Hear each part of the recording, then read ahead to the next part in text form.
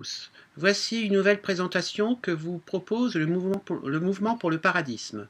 Nous allons parler du web et en particulier l'évolution de ses différentes versions. Donc il y a une interrelation entre les nouvelles technologies information-communication et l'organisation des savoirs. Il va y avoir une synergie et nous vous proposons le modèle du paradisme pour que tout se passe pour le mieux. Alors avant le web, c'est-à-dire dans l'Antiquité, dans les années 80-90, il n'y avait rien. C'est-à-dire les ordinateurs étaient lourds et très coûteux et on pouvait juste envoyer quelques mails en mode texte, transfert de fichiers et quelques newsgroups. Mais depuis, il y a eu une démocratisation des micro-ordinateurs et une augmentation de la bande passante sur les réseaux. Donc nous avons d'abord le Web 1. Avec les liens hypertextes. Donc, qu'est-ce qu'un lien hypertexte? C'est-à-dire, vous avez un texte sur le web et vous pouvez cliquer sur des mots qui sont soulignés et aller dans n'importe quelle page sur un autre site web. Donc, ces liens hypertextes ont été mis au point par Tim Berners-Lee en 1989 et qui travaillait au CERN. Et il a créé ensuite la normalisation W3C. Ensuite, les USA en ont profité pour accaparer le web en créant l'ICANN et qui gère les noms de domaine, les .fr, .com, etc. Donc ce Web 1 a été utilisé au début par les universités, mais également par l'armée, bien entendu. Et ensuite, très rapidement, sont arrivées des grandes sociétés comme Amazon. Mais il y a eu également arrivée de Wikipédia. Wiki, ça veut dire recherche chez les Esquimaux. Donc ce lien a permis à toutes les personnes qui le désiraient d'avoir des informations sur les sociétés. Donc maintenant on peut comparer tous les produits et prendre les moins chers, les mieux, etc. Donc, effet pervers de tout cela, comme il y a un tel choix, il y a du lobbying, des tromperies, de la censure et autres.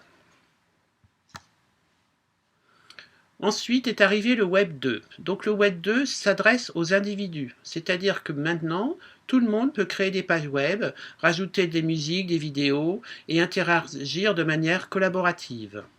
Nous pouvons également aller sur les réseaux sociaux comme Facebook, YouTube. Donc c'est un web social qui permet d'assurer une production continuelle de contenu. Alors, ce Web 2 collaboratif a des effets pervers, bien entendu.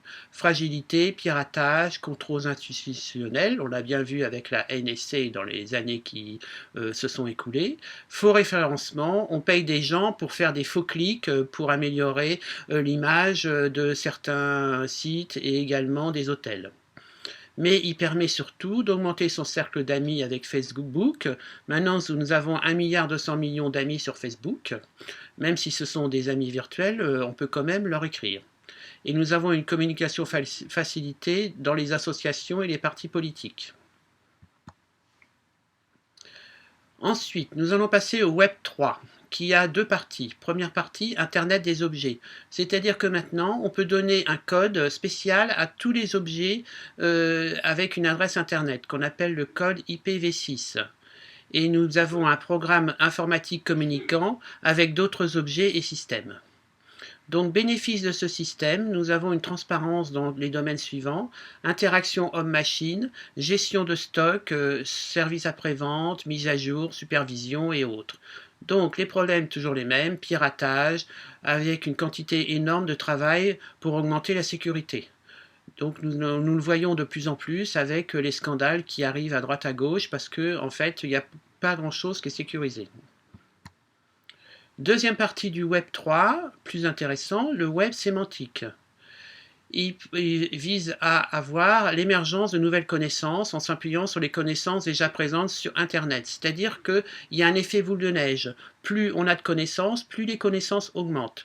En particulier avec les banques de données, Wikipédia, les gens vont sur Wikipédia, ils apportent eux-mêmes leurs compétences et le système est de plus en plus intelligent. Donc nous avons une augmentation de l'intelligence généralisée sur tous les systèmes et nous avons le web des données qui consiste à lier et structurer l'information pour accéder simplement à la connaissance qu'elle contient déjà. Bénéfices, donc production de savoir, amélioration exponentielle des connaissances, mais risques toujours les mêmes, fragilité, piratage, tromperie, etc. Maintenant, nous allons passer au Web 4 et 5. Donc le Web, ils sont issus des travaux de Joël de René, et nous allons voir qu'est-ce qu'ils nous apporte en plus. Le Web 4 a deux parties. D'abord, nous allons nous intéresser à l'intelligence ambiante. Qu'est-ce que l'intelligence ambiante? Elle a différentes définitions. C'est une interface informatique entre objets communicants et personnes. Donc, nous retrouvons les différentes propriétés suivantes. L'ubiquité, c'est-à-dire interaction n'importe où avec une architecture informatique distribuée. Donc, il y a une architecture un peu partout à chaque fois qu'on se promène. Ensuite, attentivité aux utilisateurs et aux objets par des capteurs, caméras, radars et autres. Ensuite, interaction naturelle entre l'homme et la machine, avec la reconnaissance vocale, avec par exemple le système Siri sur les iPhones. Et enfin, intelligence du système qui s'adapte en temps réel au contexte. Mais évidemment, il y a des petits problèmes, c'est-à-dire que les données que vous allez mettre dans votre iPhone pourront être piratées par des gens mal intentionnés. Mais tout le monde y travaille pour améliorer le système. Ensuite, cette intelligence ambiante a de nombreuses applications. Dans la vie quotidienne, nous avons une communication mobile, électronique grand public, logiciel embarqué, réalité augmentée. Enfin, les risques sont exacerbés. Les objets communicants deviennent intrusifs dans la vie privée. Risque de perte de contrôle du réseau devenu intelligent. Saturation de la bande passante par des gadgets. Et enfin, explosion de la consommation électrique et des déchets électroniques. Ensuite, deuxième partie du Web 4, c'est l'apprentissage automatique grâce aux machine learning, qui sont des machines à apprendre. Donc, ces machines vont regarder tout ce qu'il y a dans le web et vont progressivement s'améliorer pour analyser les systèmes complexes en se fondant sur des données empiriques provenant d'une base de données ou de capteurs. Ces machines donneront des réponses à de nombreux problèmes impossibles à analyser par les moyens actuels, car la puissance de calcul sera de plus en plus élevée avec l'accès aux immenses quantités de données. C'est ce qu'on appelle le big data, qui travaille avec le cloud, et donc ça se développe à grande vitesse aujourd'hui, avec une augmentation de la puissance de calcul qui double quasiment tous les ans. Cette puissance sera rendue possible grâce au doublement de plus en plus rapide. Et donc, on va arriver à un seuil dans quelques années qui nous permettra d'enfin de devenir de plus en plus intelligents. Nous aurons à ce moment-là atteint ce qu'on appelle la singularité. Donc, applications de cet apprentissage automatique, nombreuses et variées, comme les moteurs de recherche, l'erdodiagnostic, la détection des données aberrantes ou manquantes, la détection des fraudes, l'analyse des marchés financiers, la reconnaissance de la parole et de l'écriture, la recherche d'images par le contenu, la robotique, etc.